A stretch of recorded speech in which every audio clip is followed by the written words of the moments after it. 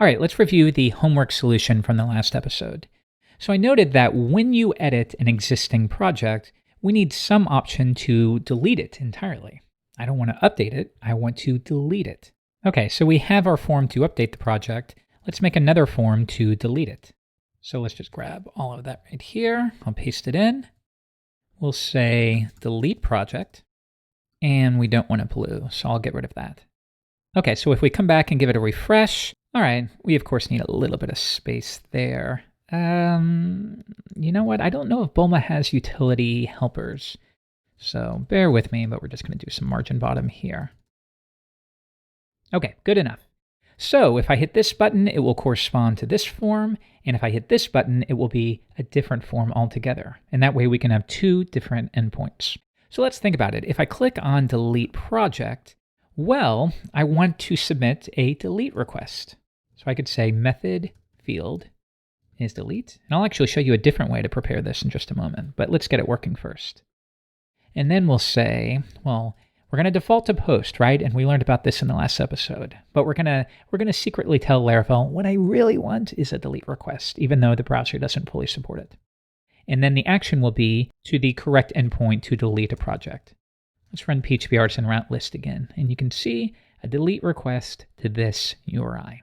Okay, /projects /project ID. Now don't forget, we also need that CSRF field, so we'll add that as well. So let's think about it. When we submit this form, it's going to hit this endpoint, and it will send us to the projects controller and a method called destroy. So like we did before, let's find that method, and all I'm going to do here is die and dump hello once again to prove that we are hitting this method. Okay, let's give it a shot.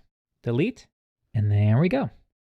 So now we need to know which project are we deleting. Well, we already know that this section is a wildcard, which means, like the other methods, we can accept it here. Delete the ID. Okay, refresh. All right, delete the record with an ID of 1.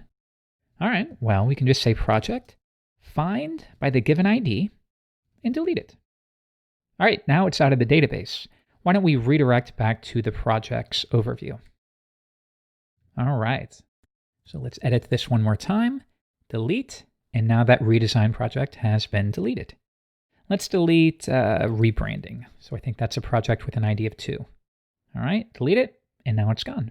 So I hope that makes sense. And often I've found with newcomers that can be a little confusing because you think, well, I just want a link to hit that method. How do I just add an anchor tag that says delete? And when you click on it, it takes you to the necessary place to delete the project.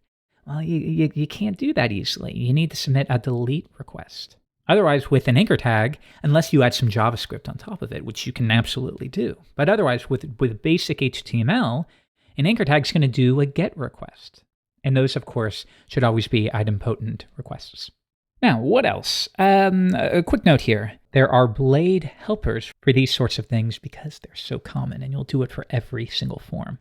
So instead, I could say method delete and CSRF, and those are blade directives that are just going to expand to the same thing. So this will be exactly the same, but a few less keystrokes.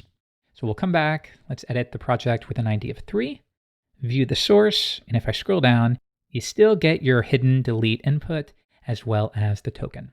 So that means I can do this at the very top as well. And I'll just update this to be a patch request. Useful. So now, before we finish up, let me show you one last thing. Let's find a method. How about right here? So when we edit a page, we hit this controller here, where it tries to find the project, and then it loads a view. But now, and we touched on this, I think, one episode ago. What if you give us a project that we know doesn't exist in the database? Well, it blows up because we tried to find that project and we just assumed one would exist. But it doesn't in this case. So it blows up. We can tweak find to be find or fail. It's a slight variant. But now if I give it a refresh, we get a proper 404 page. So this is our way of saying try to find the project with an ID of whatever you gave us. But if it doesn't exist in the database, something's probably going on. So let's throw an exception. Laravel will catch it behind the scenes and then present a 404 to the user. And in general, in most places, you can stick to that.